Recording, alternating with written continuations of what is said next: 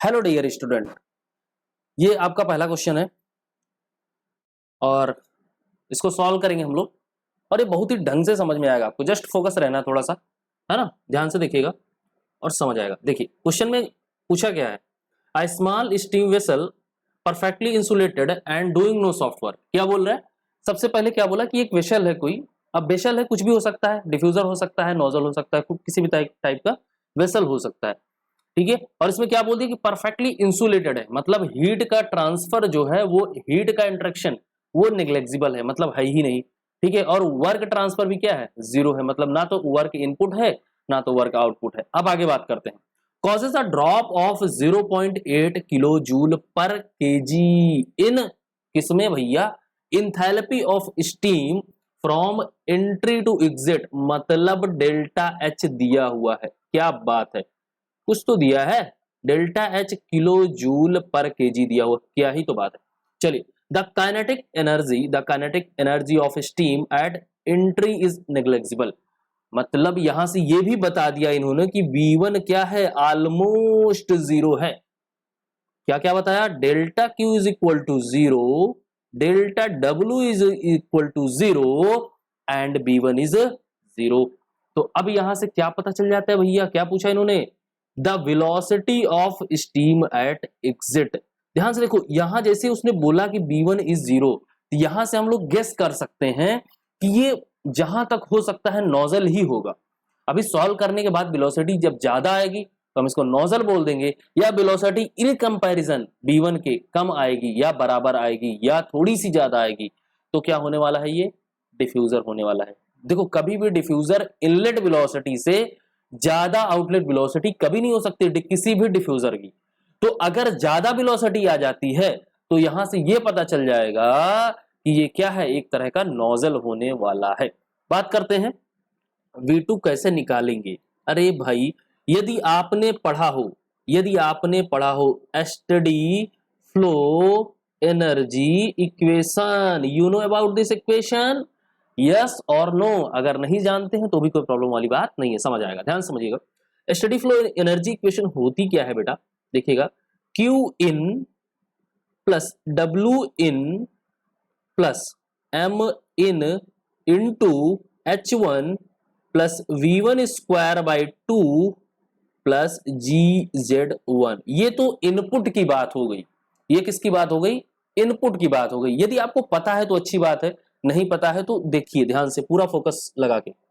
अब equal to में करेंगे Q आउट, ये क्या हो रहे हैं? आउट हो रहे हैं। W out plus M out H2 plus V2 square by 2 plus GZ2। समझ आया बात? अब देखिए, इसमें उड़ाएंगे कुछ लोगों को। कैसे उड़ाएंगे? ध्यान से देखिएगा। ये Q in zero, W in zero, Q out zero, W out zero. अरे देखो, ये देखो, ये ऐसे दिखेगा ना कुछ। मैं मान के चलता हूं अभी क्या होने वाला है, ये नोजल होने वाला है, ठीक है। मान के चलता हूं मैं यही होने वाला है। और ये पूरी तरह से क्या है? इंसुलेटेड है, इंसुलेटेड है। समझिएगा ध्यान से, फिगर से समझिएगा। तो यहाँ पे क्या? V1 है वो जीरो दे दिया, Q1 है वो जीरो दे दिया, W1 है वो जीरो दे दिया, H1 माइनस H2 बराबर 0.8 दिया हुआ, ठीक है। अब यहाँ पे देखिए क्या है? Q2 बराबर भी क्या है? जीरो है। W2 बराबर भी क्या है? जीरो है। B2 आपको फाइंड आउट करना है। समझ आई बात? तो यहां से जो मास इनपुट होगा M इन और M आउट वो क्या होने वाला है? मास, कांस्टेंट मास की बात होगी यहाँ पे, ठीक है। जितना इन होगा उतना ही आउट होगा, ज्यादा नहीं होगा ना कम होगा। तो क्या हो जाएगा? M इन बराबर M out is equal to M। मैंने ये मान लिया यहाँ पे। ये हमें कहां से पता चल गया? इस फिगर से पता चल गया। अब बात करते हैं क्वेश्चन की। देखिए यहाँ पे क्या हो गया? M इन M आउट बराबर हो गया, B1 को हमने क्या मार दिया है? जीरो। कोई डेटम डिफरेंस है क्या? यहां से देखो, कोई डेटम अलग है क्या?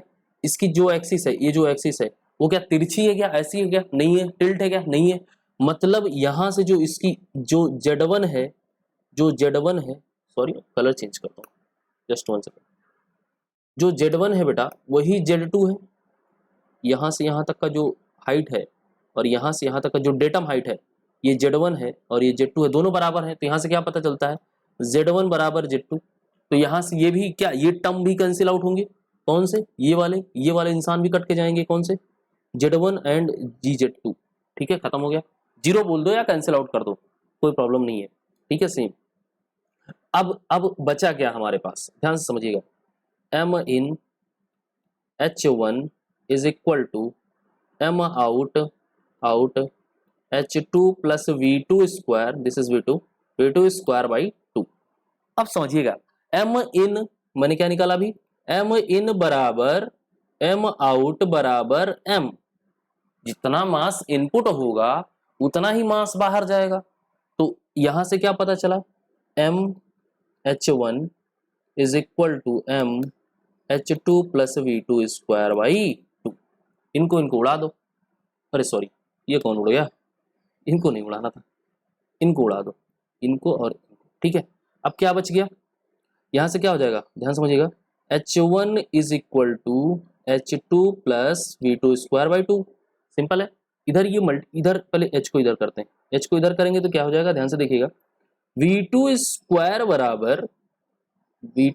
बराबर H1 माइनस H2 और यहाँ पे मल्टी डिवाइड में 2 रहेगा। तो यहाँ पे क्या हो जाएगा, V2 स्क्वायर बराबर 2 इधर चला जाएगा तो H1 माइनस H2 कुछ ऐसा आ जाएगा। और यहाँ पे देखिए स्क्वायर है, उधर जाएगा तो क्या हो जाएगा, रूट ओवर हो जाएगा। देन सॉरी, ये क्या बना दिया मैंने, देखो ध्यान से, अरे समझो यार, इजी है। V2 बराबर कितना हो जाएगा, under root 2H1 minus H2। ध्यान से समझना, बहुत ही ध्यान से समझना, फोकस होकर समझना।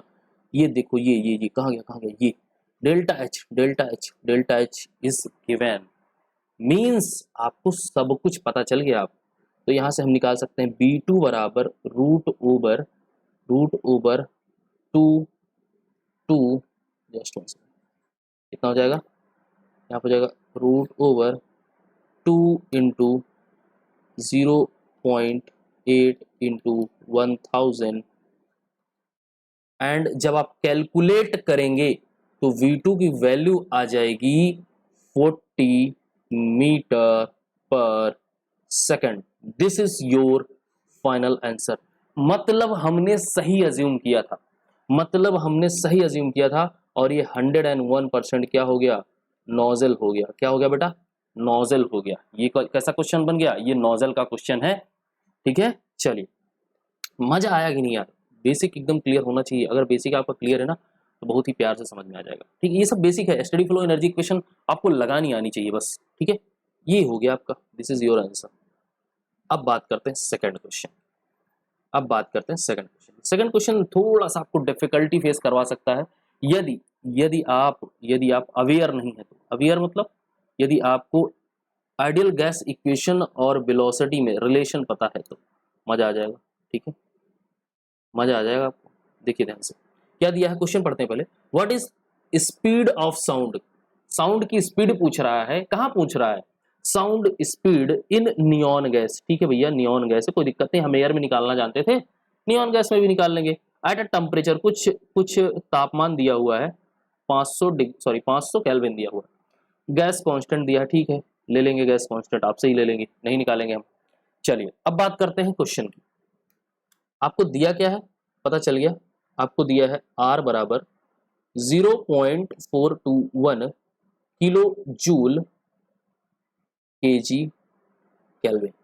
अगर इसको आप ध्यान से लिखेंगे तो क्या हो जाएगा, 0.4210 इंटू 10⁻³ जूल kg केल्विन, ऐसा होता है।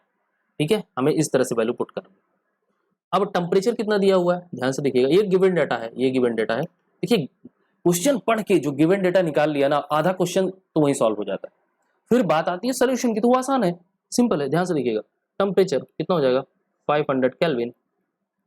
समझ आई बात। अब देखिए फॉर्मूला जो होता है वेलोसिटी का, जो साउंड वेलोसिटी का फॉर्मूला है, वो कैसे आता है, v is equal to under root gamma p by rho. समझ आया बात। अब बात करते हैं ये 3 इंसान इसमें कौन कौन से आ गए। तो सबसे पहले गामा क्या है, गामा क्या है बताओ, डिग्री ऑफ फ्रीडम क्या है, ये आपको पता होगा, डिग्री ऑफ फ्रीडम। अब यहाँ पे नियॉन गैस की बात हो रही है, यहाँ पे किसकी बात हो रही है बेटा, नियॉन गैस की बात हो रही, तो ये गामा कैसे कैसा होने वाला है, मोनो एटॉमिक होने वाला है, ठीक है, कैसा होने वाला है, ये मोनो एटॉमिक होने वाला है। अगर ये मोनो एटॉमिक होने वाला है तो गामा की वैल्यू कैसे होती है, Cp/Cv, ये लिखते हैं ना, तो यहाँ पे क्या आ जाएगी 5/3 means 1.667, this is your gamma. अब हमें गामा पता चल गया, सिंपल, अब हमें गामा पता नहीं, लेकिन प्रेशर और डेंसिटी ये दो इंसान को हम कैसे हटाएं, इनकी तो वैल्यू हमें क्वेश्चन में दी ही नहीं है। अरे पता चलेगी भाई, समझना। अब लगाएंगे आइडियल गैस इक्वेशन, क्या लगाएंगे, आइडियल गैस इक्वेशन, ओके, समझ आ रहा है कि नहीं यार। अब लगाएंगे ideal gas equation. Ideal gas equation पता है कि नहीं यार, देखो क्या होती है, Pb is equal to mRT, यही होती है ना, Pb is equal to mRT, यही होती है। अब देखो इसमें कुछ होगा गेम, समझना ध्यान से बस, pressure into volume is equal to molecular weight into gas constant and temperature. अब देखो अगर मैं B को इसके नीचे भेज दूं तो क्या हो जाएगा, P बराबर m/B इंटू RT। अब इस इंसान को देखो, रो बराबर क्या होता है, मास अपॉन वॉल्यूम। अरे नहीं समझ आया, kg, अरे भाई मास किस में होता है, kg, और वॉल्यूम किस में होता है, kg पर मीटर क्यूब। कैसी बात करते हो, kg पर मीटर क्यूब, ठीक है, सॉरी दैट्स माय फॉल्ट। क्या होता है, मीटर क्यूब में होता है, मीटर क्यूब में होता है, ध्यान से देखिए यहाँ पे क्या हो जाएगा, एक second, metre cube, metre cube, volume किस में होता है, मीटर क्यूब में। तो डेंसिटी का जो फॉर्मूला आता है वो यहाँ से आता है कि kg पर मीटर क्यूब। अब देखो यहाँ से क्या हो जाएगा, यहाँ से क्या हो जाएगा, P बराबर रो इंटू RT। अब रो को P के नीचे अगर भेज दें तो तुम्हें P/रो चाहिए, तो कितना आ जाएगा, R इंटू T। अब देखो put the value get the answer, simple है, अब कुछ नहीं बचा। अब देखो क्या है, V बराबर अंडर रूट गामा P/रो। अब P/रो की वैल्यू यहाँ पे रख दीजिए, कितना आ जाएगा, B बराबर रूट ओवर गामा P/रो कितना है, R इंटू T। समझ आई बात। अब सब कुछ तो पता है यार, सब कुछ तो पता है, कितना आएगा, देखो गामा की वैल्यू कितनी दी हुई है, 1.667 मल्टीप्लीकेशन 0 पॉइंट, इसकी वैल्यू दी हुई थी, जस्ट वन सेकंड, यहाँ पे दी है कितना, 4.421 इंटू 10⁻3, 0.4210 इंटू 10⁻3, पता नहीं दिख रहा है कि नहीं यार, हाँ ठीक है, 3 इंटू टी कितना है 500। अब आप इसको जब कैलकुलेट करेंगे कैलकुलेटर से, तो मैंने किया हुआ है, एक सेकंड मैं कर ही देता हूँ यहीं पे, कैलकुलेटर से अगर आप करेंगे तो 1.667 multiplied by 0.4210 and multiplication of 1000 and multiplication of 500 and root over is the value is 592 something कुछ आएगी, कितना आ जाएगी, 5 सॉरी कितना आ जाएगा बेटा, जस्ट वन सेकंड मैं कलर चेंज कर देता हूँ, 592.317 मीटर पर सेकंड, ठीक है, ये ऑलमोस्ट इतनी वैल्यू आएगी, 592 मीटर पर सेकंड। तो यहाँ पे देखिए अब इस तरह का कोई है भाई, है, मिल गया, क्या बात है, अपने को आंसर मिल गया यार, सुपर, मजा आ गया, है ना, खुश हो जाओ। कौन सा, ये वाला यार, option C is the correct, एकदम एग्जैक्ट वैल्यू आई है, समझ रहे हैं ना, एकदम एग्जैक्ट वैल्यू आई, कितना, 592.137 मीटर पर सेकंड। समझ आई बात। तो चलिए फिर मिलते हैं फिर किसी नेक्स्ट क्वेश्चन के साथ, तब तक के लिए धन्यवाद।